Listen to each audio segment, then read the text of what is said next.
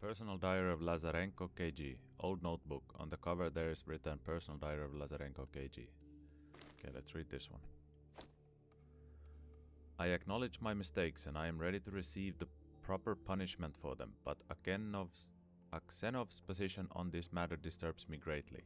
Need I even say that they are all unhappy with my statement? The talk was really hard and the ending of it very awkward. But now this topic is finally closed, so it was all for the best. 2nd of month something 1982. A few words about my future home. They sure didn't spare any expenses. Automatic doors, each equipped with motion sensing apparatus. You can even input a code to use instead of a key. It seems like an overpriced unnecessary thing. But I think someday doors like this will be everywhere, even in shops. Krasnov got a strange phobia because of these doors though. He's afraid that after some error these doors will endanger people around the bunker. The tech staff proved there is no danger involved, but he still believes that sooner or later one of these doors will cut his head off. A strange superstition from a rational man.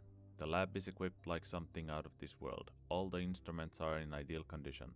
The machines lack markings, but I believe they are East German. There is a room for test animals. I believe we will have to experiment on them during our stay. Vivisection comes to mind. I wonder what that is. We also have some Elecon computers, EVMs and even Western designs, an amazing level of equipment. I think these machines surpass everything I used before. Oh, now I see. So this was 2nd October, since it's X. And this is then November. 2nd November 1982. That's my birthday. Well, 1 year before I was born. The nature of our research is not known to most of us. The full picture is probably only known to our leader, Nina Semyonovna. She is pulling all the strings. As for me, I suspect we are working on a kind of a biological weapon. Most of us think that nuclear weapons are the most destructive, but how wrong they are. The most dangerous weapon is indeed biological. 17th December 1982. I started ordering the Pravda newspaper to keep up with the times. So many things happened during my stay in the bunker. I am also considering a subscription to the Literature Digest and the New World Journal. A good read never hurts. 3rd November 1983, so we're a year later almost. Today I got the chance to get to know our leader, Nina Semyonovna. At supper she asked what I think about poetry. I was really surprised by this, because I always thought of her as someone too practical for such matters. Without even thinking, I lied, saying that I love poetry. She recommended reading Bloc. What an interesting person she is. Her green eyes sometimes light up with no apparent reason, with no connections to the topic of the discussion.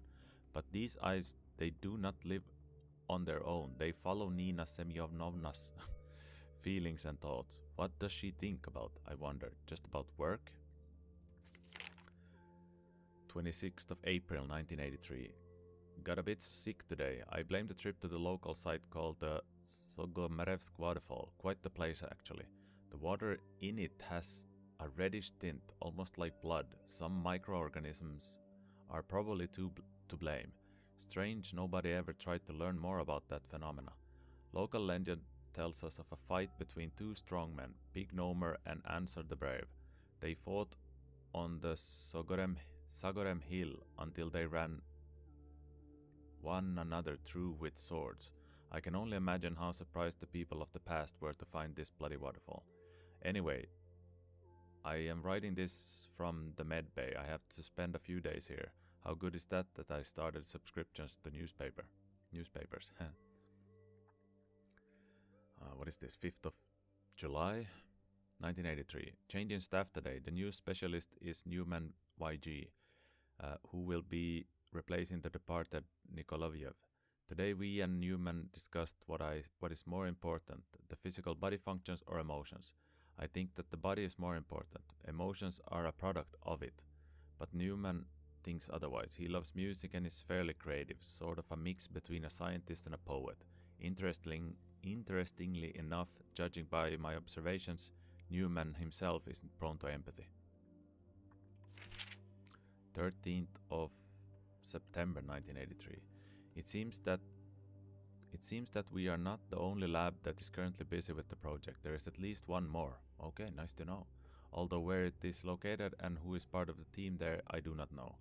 Interesting information though. Are we working on parts of some giant project? Are we making the same thing but with different approaches?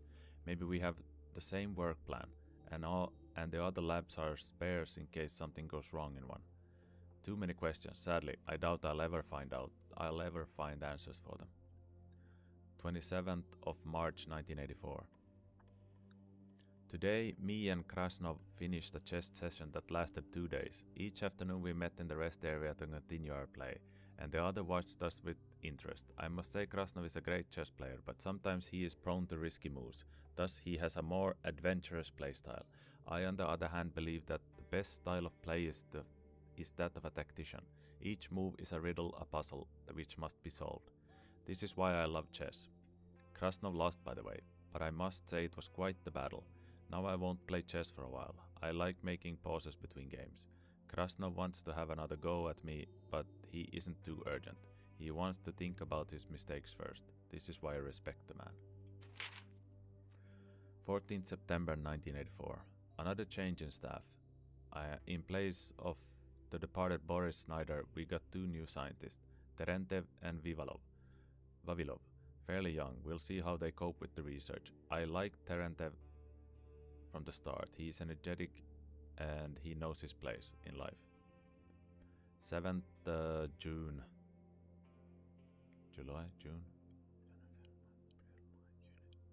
1984. Met another rookie in our team, Vivalov, a young man, fairly reserved, if not shy. Also seemed to me kind of sentimental. He also enjoys chess. I would like to play sometime. I'd like that. He also enjoys chess and would like to play sometime. I'd like that. I want to know his playstyle. 23rd of June 1984. I have a vacation, but I'd rather not go home. A resort is also out of the question. The only idea I found worthwhile for my free time is to pursue my small passion. I am a folklorist at heart. So I decided to drive around local villages, asking about local legends. Some folks around here remember legends and songs of old that are still unheard of by most folklore students. I am so interested in finding how folk stories were conceived. What pushed the ancient people to create a certain myth? What are its roots? Solving such problem is like being a real detective. I also learned that I will be followed. Wherever I go, people from the Secret Service will shadow my every move. Well, I'm not offended by that. It's safer that way. 27th June 1984. Rich Man Drone. Written from the words of an old man living in the Duplioskoye village named Gregory Korova. Once there was a little lonely farmer that lived over yonder, where there's now a clearing. His surname was Trofimov, methinks. But we called him Drone, you know, like the lazy bee that only buzzes around with no work done. Now he has one lazy son of a bitch. But how rich he was. Had no servants, almost no relatives, but still he prospered. It was like his farm was running itself somehow. People from our village avoided the man. My grandma used to say that each night a certain gate opens on Drone's field, and the devils pour out, holding pitchfork, plows and shovels, you know. To work Drone's fields. I don't know if that was the truth, but when the revolution of 1917 happened and the communists came to take his riches, he gave them everything without a fight. All of his crops, all of his livestock, and when the revolutionaries started to leave, he told them, take it all. I've got fertile land, I will grow more riches for myself. And you know what, comrade? I swear this is the truth. I saw it myself, and the others saw it too. We all saw how during the next night Rich Man Drone's fields changed. Oh yes, we saw it. Saw cows and goats and horses emerge from the ground. First the heads grew from the ground, then the bodies followed, pale and milky, like they were still undeveloped somehow. They crawled out of the ground screaming, foaming at their mouths, watching each other with wild, mad eyes. They grew out of Rich Man Drone's field like horseradish or potatoes. It was like the field birthed them, and the next morning rich man drone and his new herds were gone without a trace. There are things on this earth much older than humanity, and they like one thing, my friend, solitude. This is why rich man drones left these lands, I think, because we humans bothered him too much. Oh, and the livestock that the communists took from his farm, all of it died out soon. Horses, cows, pigs, and goats all fell apart and turned into moist soil, like the soul of Drone's field from which they came. That was an interesting story.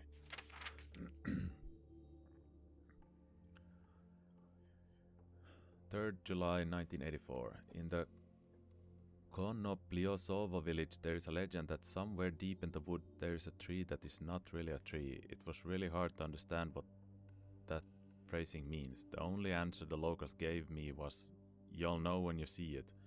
One later added that if I managed to find this tree that is not a tree, I should bow to it. If the tree will continue standing still after that, you walk away, boy. But if it bows back, there won't be no place to go no more, he said. Okay, I need to write that down if we find this tree to bow at it. Where was this? This was near Konopliosovo village. Konopliosovo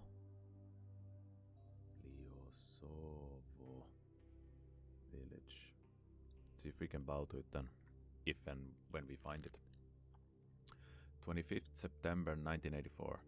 Nikiforov from the control center visited us today. We had a talk, later even drank together, secretly of course. We discussed the latest game of World Chess Championship between the current champion Karpov and the new star on the scene named Kasparov. The match is still going, but Nikiforov already thinks that Kasparov will win. I on the other hand doubt it. I think Kasparov can still give a good fight. Yes, the Sicilian defense and a beautiful victory in 31 moves already happened, but I think the man is still just warming up. Okay. 14th November 1984. Visited Dr. Brode today to get some medicine against my headache. I do get these sometimes, but this one I have right now is just something else. It almost stings the skin on my head. I guess. Brode made a quick checkup and gave me a pill. I think I feel better, but why did it hurt like that? I sleep well, I eat healthy, maybe it's cabin fever. Noticed that Nina Semyonova and her team also look pale and sickly. 19th November 1985. Okay, this is 1 year later. Shit. I'm so lucky that I never took a wife and have no kids. It's frightening to look at some of my colleagues miss home. 4th March 1985. Nikiforov visited today. Had a bottle of something special with him this time. We drank a little bit, talked about Kaprov vs Kasparov, the famous chess match. I still believe that Campomanes made the right move, but Nikiforov thinks he chickened out. After the talk, Nikiforov told me about a project called Adam. He heard that it's a code name for a contingency plan that will be enforced in case of an all-out war. A creepy rumor. It means they are seriously preparing for war. But does the public know? I don't think so. After the talk, we mostly stayed silent. Finally, Nikiforov shook my hand and went back. I am somewhat unnerved. 27th April 1985. A bizarre and terrible fight broke off between Vavilov and me today. I can't even remember what started it, but we were almost at each other's throats moments later. We're lucky that the others pulled us apart and made us make peace. In the end of the day, we even decided we will play chess together as planned. It's interesting to point out that the flash of rage was instantaneous and completely irrational for both of us. We both can usually keep our emotions in check and our hands to ourselves. What has gone wrong? I think I should look into the behavior of my other colleagues. 3rd July 1985. Dr. Brode told me that a fair few of our research members came to him with violent headaches, mostly men from Nina Semyonovna's team. Colonel Malashiev and some soldiers also reported pains in the head region. 10th November 1985. Just now I awoke from a terrible nightmare. As I woke up quite terrified, a strange thought occurred to me. This is why I'm making this entry.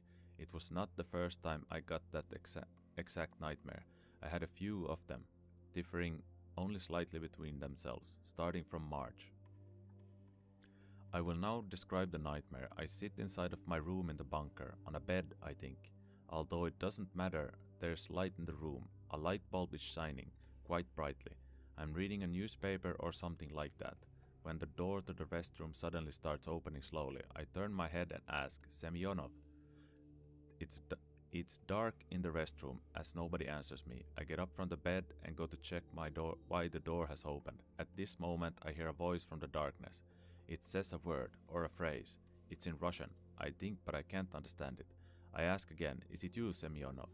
And then a thought occurs to me. It's not a human voice, it's not a human. I woke up in tears, have to pay attention to my dreams from now on. 21st December 1985. My dreams are getting more vivid. In my last I saw my first teacher, Maria Ivanovna. She was wearing some sort of a cotton vest, covered with rusty red velvet spots. She was walking around the classroom giving me a lecture, when I suddenly had that thought again. Her voice is not human, she's not human. I awoke overwhelmed with terror. Holy shit, this is a good diary. 16th November 1986. Okay, so we're 1 year ahead now. Had a chat with Vavilov, learned something bizarre. He gets nightmares, they are very close to my own. The only difference is that his dreams is in Leningrad, his favorite city. Dr. Broad supposes it's because of stress. Strange, I don't feel very stressed. Maybe some type of hidden neurosis? 5th June 1986. They finally told us the news. While we sat underground, our planet died. Why am I not surprised? Strange, Dr. Broad gave everyone sedatives, but I didn't take any. I feel pity for my colleagues and their families, but I don't really give a fuck about everyone else. 5th June? Fuck, I can't even do these things anymore. Today a group of soldiers is planning to go to the surface. We need food and resources, a lot of things really. We also should find survivors and help them in any way we can. Probably. This is all too surreal. 1987, no month or date. We don't have a lot of options. Colonel Malashiev, me, Semyonov, Kartienko, Neyman, as well as Drill Sergeant Denisov and the privates Kraslinikov, Hachacharan, Chakyan, Shilom, Kanaple, are all going topside. The others were hit by the news too badly. Krasnov went off his rocker, I believe. Good luck to us, I guess. Hope to write a new entry soon.